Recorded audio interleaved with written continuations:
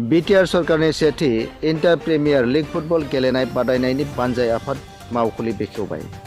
बोहैथि दाननि 9 अक्ट'बरनिफ्राय बिटिआर सरकारनि सेथि 6 सिडल प्रिमियर लीग फुटबल गेलेनाय बादायनाया जागाय जासिगोन उदालगुरि जिल्लानि डिमाकुसि मिनि स्टेडियाम गेलेग्रा फोथाराव।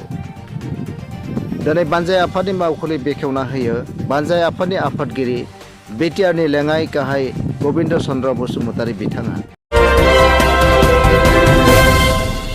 नायनायनि बेब'स्था खालामगोन।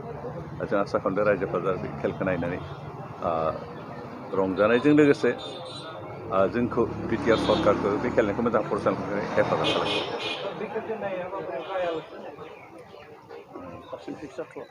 खिन्थु इतिमध्य जों प्रग्रामखौ खालामनाय जाबाय माथ्र सिफकेस जाबाय मानो जों बेखौ जों थि खालामबाय। जोबथा बादायलायनाया क'क्राझारनि साइनि सिङाव थानाय जिथु गेलेग्रा फोथार बेवहाय जायो स्टेडियामनिफ्राय।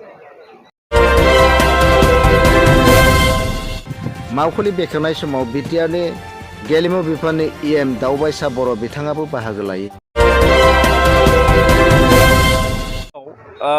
फैबाय थानाय 9 अक्ट'बरनिफ्राय जिहेतु जोंहा ISPL 2022 बेनि गेमा जागोन डिमाकुसि मिनि स्टेडियामाव। बिनि थाखाय नैबे मावफुं आफादनि एबा रिसेपसन कमिटिनि माने मावखुलिखौ लानाय जादों।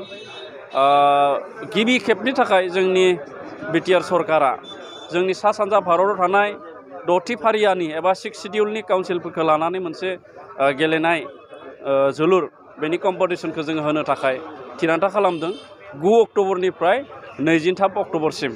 आरो बे गेलेनाया जोंहा मोनब्रै जिल्लायाव जागोन।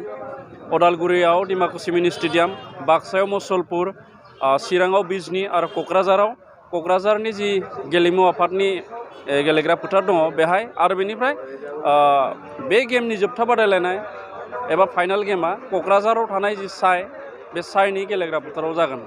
दा आरो बेहाय जोंहा सा सानजा भारतनि गासै मोनजि 6 सिडिउल काउन्सिल दङ। बे 6 सिडिउल काउन्सिलनि गासैबो गेलेग्रा हान्जाखौ जोङो हांख्रायनाय जादों। आरो बे 6 सिडिउल काउन्सिलफोरनि बिसायख'जानाय जायफोर EM MCLA बा EM दङ, चिफ दङ, बिथांमोनखौ जों हांख्रायनाय जादों। आरो बिथांमोना फैनो थाखाय थियारि जानानै दङ।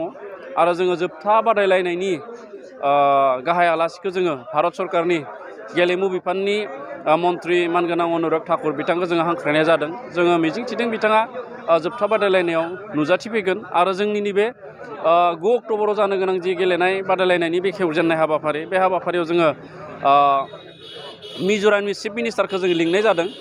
दासिम फाइनाल जायाखैब्लाबो जों आसा खालामदों मिज'रामनि चिफ मिनिस्टार बिथाङा बे हाबाफारियाव बाहागो लाफैगोन। राजाखौ खावलायनो नागिरदों जोंनि बिटिआर ओनसोलनि रायजो राजा गासै रायजो राजाखौ जोंनि 6 सिडिउल काउन्सिलफोरनि थाखाय बेनो जोंनि नेशनेल गेम बायदि। मानो होनना बुङोब्ला जोङो नेशनेल गेमाव बाहागो लानोब्ला जोङो गावबा गावनि स्टेटनि गेजेरजों थांनो गोनां जायो। दा बेयाव गोबां गेलेगिरिफ्रा रोंगौसा गेलेगिरिफ्रा माने थालांनो गोनां जायो। दा बेखायनो नैबे 6 सिडिउल काउन्सिलनि जि गेम जानो थांगासिनो दङ बेनो जोंनि थाखाय नेशनेल गेम बायदि।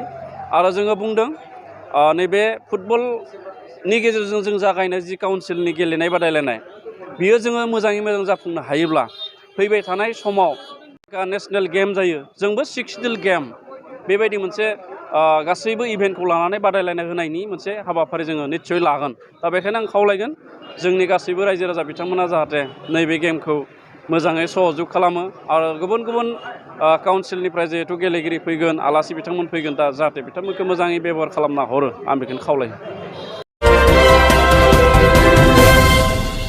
लोगोसे UPPL राजखान्थि दोलोनि दैदेनगिरि बिथांमोनाबो बाहागो लाहैनायखौ नुनो मोननाय जायो। लोगोसे भेरगाव जिल्ला गेलेमु आफादनि आफादगिरि लखिराम बर', उदालगुरि जिल्ला एबसुनि आफादगिरि लहित चन्द्र बर', उदालगुरि जिल्ला बर' थुनलाइ आफादनि लोगो आफादगिरि सुबुंसा बर' आरो गोबां मेलेमजिबि बिथांमोना हाबाफारियाव बाहागो लाना मावखुलि बेखेवनाय हाबाफारिखौ जाफुंसार खालामो। News desk report, news 24 Bodoland.